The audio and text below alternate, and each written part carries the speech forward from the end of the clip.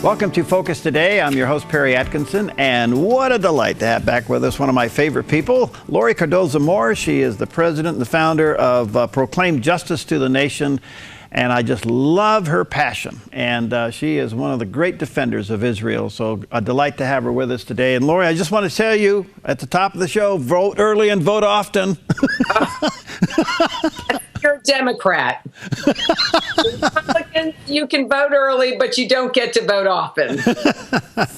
Good to see you. How are you? I'm well, Perry. Good to see you. How are you? Doing great. Doing great. Well, listen, let's skip ahead and come back. Tell us about your latest documentary. I'm excited on what you're doing over there. Boycott This. Tell us about it. Oh, yeah. Well, we just hosted the premiere in Los Angeles on October 10th. We had a tremendous response. And of course, now we're in the process of making the final edits to the final version. Your viewers can go to our website, order a copy, pre-order their copy. The film will be ready for release in November. And of course, our big push is this anti-BDS campaign globally. We've got a major problem, Perry, on our universities. We've talked about this on previous shows, where there's a rise of anti-Semitic attacks on Jewish students and Christian students on the college campuses pertaining to this issue. And of course, during the spring, we all know about the notorious Israel apartheid demonstrations that go on many campuses. We're going to be targeting those campuses. I don't know if you heard about the problem that we have with UTK, University of Tennessee in Knoxville, the Students for Justice in Palestine group.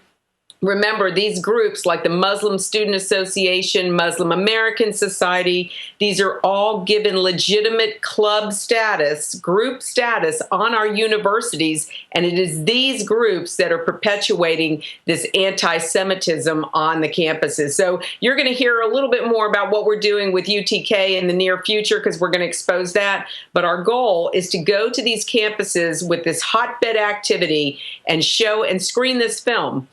Boycott This. I mean, you look at the title and you can't really tell, is it pro, is it against? And the goal really, Perry, is to try to reach the millennial generation. Our young kids are being indoctrinated and propagandized through our secondary schools, through our textbooks. We talked about that. But now, of course, this has been going on university campuses, and we have got to educate Christians, not just Christians, but even secular kids as well, to understand that this is a lie. And of course, it kind of spills over to our next topic when we talk about UNESCO, but it's very important that we deal with this. So what we did, we hired God's comic, Brad Stein, to be the lead in this. And he goes on a journey to Israel, to the UK, across the United States, interviewing people, talking to the people on the ground. Perry, it was amazing, the interviews that we did with Palestinians, with Muslims, with Arabs. And what they were communicating is different from the narrative that we hear on the evening news. In fact, I just received, before we got on the show today, a friend of mine in Israel who helped set up a lot of these interviews, put out an email letting people know that there have been Palestinians who have been arrested by the Palestinian Authority because they are collaborating, they're communicating, they're building relationships with Israelis. In fact, there was just an event, a gathering of Palestinian Arabs as well as Israelis in Israel with the police, with the IDF. And the narrative that they are communicating, like the narrative that we found and we produced in our documentary, is a different story than what the world is communicating. The world continues, like the United Nations and other leaders, the anti-Semites of the world, continue to perpetuate this hatred. And so through the film, our goal is to challenge that and to give young people, give millennials, and it's not just for millennials, because Perry, I promise you, you're going to enjoy this documentary as well. So can't wait. I can't wait to view it. You know, what's so ironic about this? These are the same campuses that are preaching tolerance for everything, and yet except for Israel and for Jewish people. You know, UC Berkeley, there was a statement by one of the members of the Students for Justice in Palestine earlier this month. there was an article written where they said to the non-Jews, shut up and pay up. I think they're talking to us. You think? Yeah. Telling us to shut up and pay up so that they continue to perpetuate their lies on the college campuses. Well, Perry, you know me, as you mentioned in the opening of the show, my passion to not be silent. And of course, to mobilize more parents, more citizens to take action. Because look at what's happening to our country. You know, we look at what the United Nations has done to us. We have history being rewritten as we speak, not just here in the United States, but in the United Kingdom, in Europe. We see it happening in Turkey. They are rewriting history to communicate a false narrative to the next generation. And this is so dangerous because if we don't communicate the truth from people on the ground, the reality of the truth of history, we will lose. We will not be able to continue. You see what's happening in the Arab countries, and you see how Muslims are destroying artifacts. They've been doing this at the Temple Mount for years. They're doing it because they're trying to erase any semblance of history. And so when you have Palestinians who communicate a narrative that, you know, Israel is an occupying force, and then unfortunately you have Christians. Of course, that was one of the segments that we deal with. We're communicating to Christians as well, that there are supposed evangelical Christians who have bought into this propaganda, are producing propaganda, films, documentaries, countering this narrative, accusing Israel of occupying Palestinian land. And this is shameful because now not only are we seeing revisionist history in our textbooks, but we're seeing revisionist history being taught from the pulpits or from evangelical leaders who are producing propaganda, communicating a false narrative that is unbiblical and, I will say, heretical.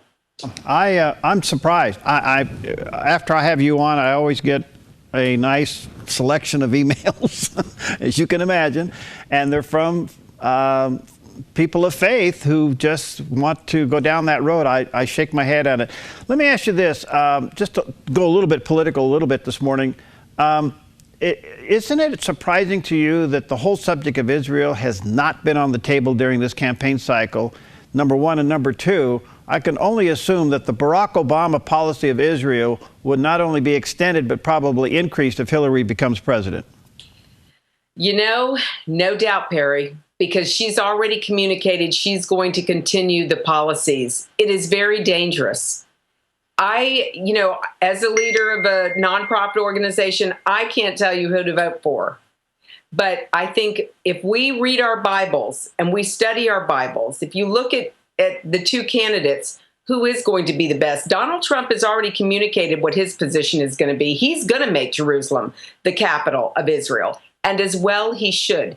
Every president has had the opportunity for almost 10 years now to move our U.S. embassy from Tel Aviv to Jerusalem to make a statement. And we as a Judeo-Christian nation, the majority of which are Christians, we should demand this. We read our Bible, and it states clearly what Jerusalem is. It's not the capital of the Muslim Brotherhood or Hamas or Palestinians. It is the capital of the Jewish state, the state of Israel. And we know in our Bible that one day the Messiah is going to come, and he's going to rule and reign from that holy city.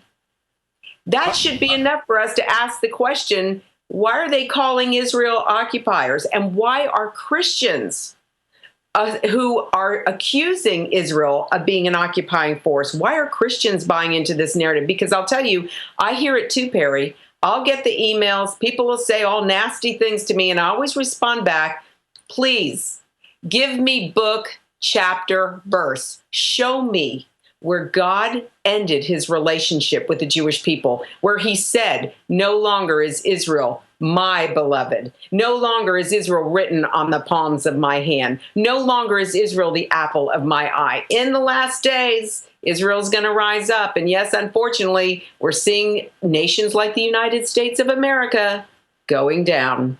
All right, let me take a break here. When we come back, I want you to get us updated on the UNESCO resolution for the Temple Mount. Laurie Cardoza-Moore is with us with Proclaim Justice to the Nation. You can go to PJTN and get all of her stuff. This website is powerful, and got a lot of information on it, so check it out. We'll take a quick break. We'll be right back.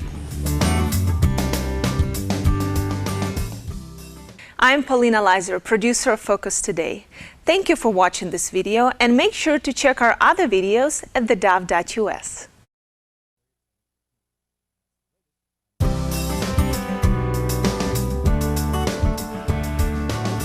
Welcome back to Focus Today, and always a delight and an honor to have with us our good friend Laurie Cardoza-Moore. She is the founder and the president of Proclaiming Justice to the Nation, a website that is incredibly resourceful, PJTN.org, and I want to encourage you to go there, support her ministry, and take advantage of all the resources, and be on the lookout for the new documentary as it all gets put together. We'll keep you advised of it, and it's called Boycott This. And Laurie, I'm kind of curious, how do you plan to get this shown on these campuses that preach against such a thing? How do you plan to do that?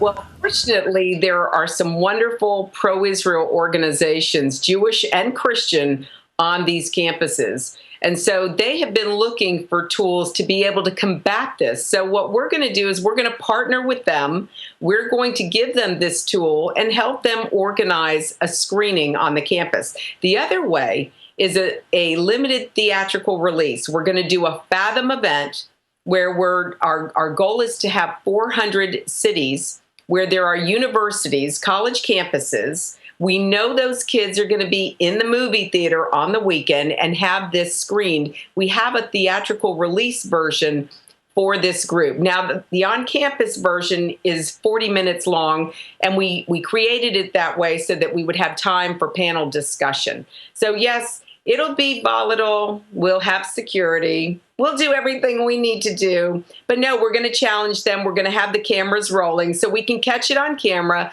to show the world how these people act when we bring the truth. So that's how we're going to do it, Perry. All right, let's go over to the UNESCO resolution on the Temple Mount. Give us a little bit of a background on where is this going?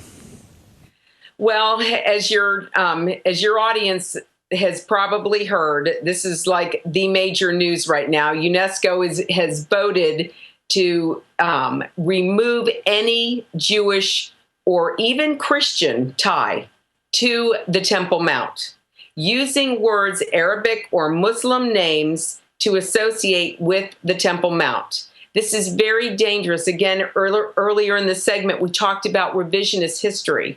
And, you know, if people repeat a lie often enough and generations go by, eventually they're going to believe it, because what do people see? They don't see a Jewish temple standing there. They see Al-Aqsa Mosque. And I will tell you, the accusation by UNESCO, by the United Nations, by world leaders, and these Palestinians, these Arabs, and even Muslims throughout the Middle East, suggesting that there are no Jewish ties to the Temple Mount is worse than the Holocaust denial that we have seen. If we as Christians, Jews, yes, this is not only insulting for them, this is very dangerous, because this is the site of the holiest place in Judaism. For almost 3,000 years, we go back, we read the Old Testament, we know that this piece of property, this goes back to Abraham sacrificing his son Isaac on this Temple Mount. So there has always been a Jewish connection to this region. Yes, two temples have resided in this place. Our Messiah, Yeshua, walked in the temple courts. He was in the temple during the High Holy Days. You know, there's a great line in Boycott This documentary where we're interviewing a comedian, Mark Schiff, and he was talking about a conversation he had with Bill Clinton, and Bill Clinton was communicating with Yasser Arafat. And Yasser Arafat told Bill Clinton, there's been no Jewish presence at the Temple Mount in Jerusalem. And you know what Clinton said to him? Jesus, wasn't he there? So, you know, you can't say out of one side of your mouth, you know, there is no connection when we have the Bible. And the Smithsonian Institute even says that the Bible is the best recorded document that we have today to substantiate the events that took place back then.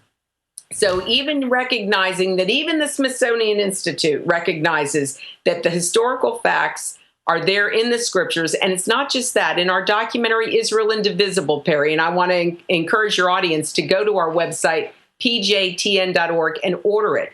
It goes through the historical. It shows the historical, archaeological, legal, and biblical evidence of Israel's rights to her ancient homeland. And that includes Jerusalem. It includes the Temple Mount. So by this decision with UNESCO and the Palestinian leaders calling Israel an occupying force, they are trying to rewrite and discredit or deny any Jewish and Christian right to this holy site. This is very dangerous for all of us, because if they can start doing that with Judaism, it's not far behind that Christianity, because remember, we all know that we're tied to Judaism. We were a branch of Judaism. And if Israel's rights to the Temple Mount are denied, their historical rights to the Temple Mount, then guess what? Christianity has no right either. Laurie, what's the pushback? How do we, where's this going to go? What's it leading to? Is it going to head to some kind of a climax there? What's going on? Well, we are calling on UNESCO, on the United Nations, the Secretary General Ban Ki-moon, to stop this, to remove this, because this is a very dangerous trend. It's typical of the United Nations. Like I said, Common Core, the whole concept of Common Core came out of the UN in Moscow at their GA in 2006. So it's not unlike an entity of the United Nations to deny historical facts, to change, to rewrite history. But our goal is to communicate with the Secretary General's office. We are also going to be contacting the U.S. ambassador, because the U.S. also voted against this. This is a very dangerous precedent to happen. And we as citizens also need to be contacting our elected officials. This is another call to action that we're calling people to. Contact your elected officials in Washington and tell them to deny funding to UNESCO. It's time for the United States, with its veto power, to say, you know what, UNESCO, until you get your history correct, you will not be getting any of our funding. We need to communicate that to the United Nations. So it's these countries that voted condemning it that we need to mobilize. And of course, we will be putting out a press release beginning of next week with these action items. And that press release actually is going to go to all of our friends and supporters around the world, encouraging them to do likewise. Let me say to our viewers and listeners, so that you're on board to receive that, just go to pjtn.org and sign up there and be a part of the news releases she sends out.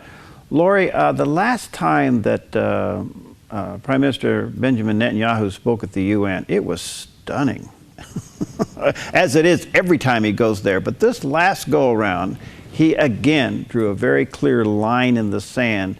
Do you think his criticism of the UN emboldens this UNESCO thing? I believe that anything that Israel does at the United Nations, there is a group of people, organizations like the UN, and people who like the leader of UNESCO. It emboldens them to fly in the face of the Prime Minister of Israel. They don't like what Israel is doing. They're accusing Israel of being an occupying force, of oppressing the Palestinians. And I'm telling you, like I said it with the film, when people view this documentary, we interviewed Bassam Ed, who is a Palestinian human rights leader. He even accuses the United Nations and all of these other pro-Palestinian propagandists of only being in it for the money. They keep the Palestinian people oppressed and suppressed. They keep them living in squalor. And then the cameras, the mainstream media cameras, roll and show this false narrative that is going on when it's being communicated. And we show this in the documentary. And when this film comes out, Perry, it's going to have a huge effect and impact on the lies that are coming out, because our goal is to release this film globally. For the next couple of years, we are going to be hammering away at this message, because we have Palestinians on camera. One woman from Jericho who goes through the checkpoint every day to go to work in Judea at a plant, at a food plant, Israeli food plant, to work. She's been working for that company, an Israeli company, for 16 years. She's not being oppressed. She's never been stopped going through a checkpoint. We had another guy, another manager who worked for a plastics plant in Samaria. He was hired as a manager. These people are not working with guns and automatic rifles in their place of work. There are no IDF soldiers or Israeli police, making sure that the Arabs are not attacking the Jews in these businesses. These people are coming to work every day. They're working side by side. But we don't hear that narrative. We don't hear that from UNESCO. We don't hear that from the United Nations. No, we hear a false narrative.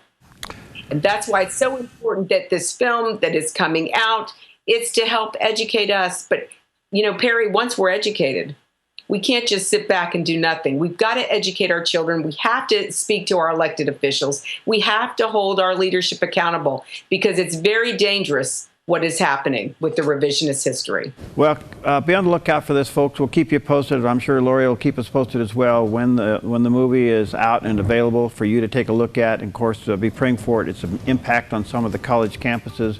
To get signed up for the news releases and a whole lot of other material that she makes available, go to PJTN.org. Support their ministry, but get the information, and it's an incredible resource. Laurie, don't we wish that there was a twin brother of Benjamin Netanyahu on our ballot? Aaron, you know something? He is the new statesman. We're living in the last days, because the United States is going down and Israel is rising up. Yeah. And we should be excited that we are alive in this hour. Yes, it's the worst of times, but Perry, it is the best of times. God preserved us for now, for such a time as this. Thank you. Really appreciate you. And let's stay in touch, okay? God bless you. Thank you, Perry. Bless you. All right, Laurie Cardoza-Moore. Again, PJTN.org. That's the website. We'll be right back.